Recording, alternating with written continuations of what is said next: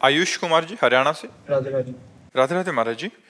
महाराज जी, जैसे श्री गुरुवाणी जी में वर्णन आता है कि गोविंद मिलन की एहु तेरी बरियां, मतलब कहने का भाव है कि यही एक अनुकूल समय है प्रभु का मिलन का। तो महाराज जी, पर ये मन तो अभी भोगें ऐसा बार बार प्रेरित करता है, बाद में देख लेंगे भगवत प्राप्ति। तो यहाँ भगवत प्राप्ति की लालसा उत्पन्न नहीं होने देता। बहुत कठिन, यही समस्या है, बस यही समस्या है। आपकी ही नहीं, सबकी चराचर जगत में यही समस्या है कि हमारा मन, चूंकि भगवान दिखाई नहीं दे रहे, भगवान का सुख आगे मिलेगा ऐसा समझ में आता है, और भोग अभी मिल रहा है ऐसा सिखा करके हम सबको भ्रष्ट कर देता है मन। आप तो मान लो गृहस्थी में है, जो परमार्थ की ऊंचाई पर चढ़ना चाहते उनको भी नीचे घसीट लेता है। बस इसी की कटिंग कर दे कि मुझे कुछ नहीं, मुझे केवल परमात्मा चाहिए, नहीं चाहिए चाहे जितना बड़ा सुख हो, मुझे नहीं चाहिए, मुझे भगवान चाहिए, और आगे बढ़ता चला जाए तो भगवान मिल जाएंगे। लेकिन इतना रास्ता कटीला है और इतना सुहावना है, कटीला है। भगवान के मार्ग में जैसे आप कदम रखो तो सहयोग देने वाला कोई नहीं मिलेगा, गिराने वाले ज़्यादा मिल जाएंगे।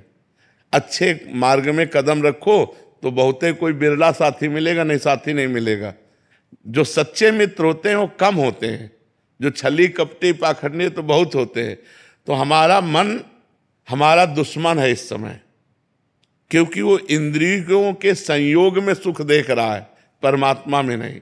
अगर परमात्मा में सुख की भावना दृढ़ है तो हम इंद्रियों में सुख की भावना को रोक सकते हैं, क्योंकि वो नाशवान सुख है।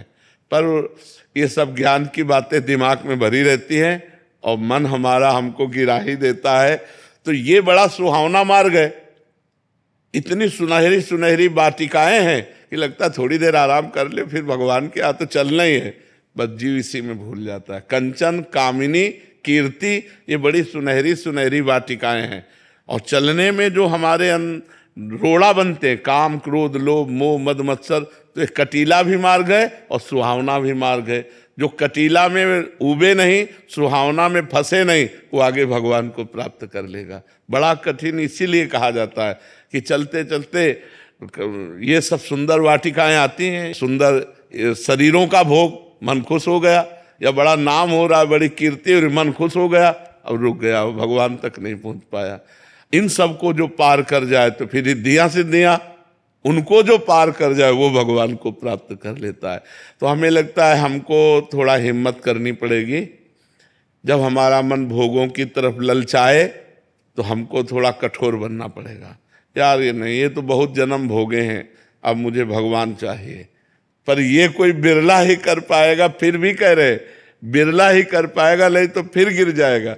इतना आकर्षण जोर का है माया का कि कोई अच्छा भगवान अगर एक बार दिखाई दे जाए तब तो कुछ हिम्मत बने।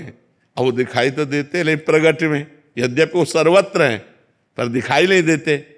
और एक बार हमसे कह दें चिंता न करो मैं तुम्हारे साथ हूं प्रगट में, तो कुछ मतलब कुछ पकड़ तो है नहीं। नाम जप कर रहे हैं, कथा वार्ता सुन रहे हैं, पर है ऐसा मान लिया है, कहाँ है कैसे है ये अभी समझ में नहीं आ रहा है। और ये तो दिखाई दे रहा है ना, तो बस इसमें मन फंस जाता है।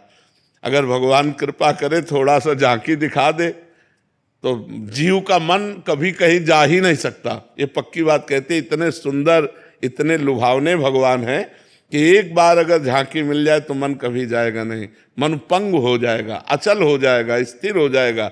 इसीलिए नाम जप करते कि कभी करुणा निधान कृपा कर दें और एक झांकी मिल जाए तो हमारा निहाल। बड़े बड़े ऋषि मुनि, मुनि मन ध्यान धरत नहीं पावत, बड़े बड़े मुनिजन ध्यान धरते हैं पर भगवान उनके ध्यान में नहीं आते। वो कृपा कर दें तो बात बन जाए। तो जब हमारा मन भोगों की तरफ लालायित हो तो हमको विचार करना चाहिए कि भोग तो बहुत जन्म भोग लिए, अब इस जन्म में भगवान से मिलना है और हम भोगों का त्याग करें तो हमें भगवान की प्राप्ति हो जाए।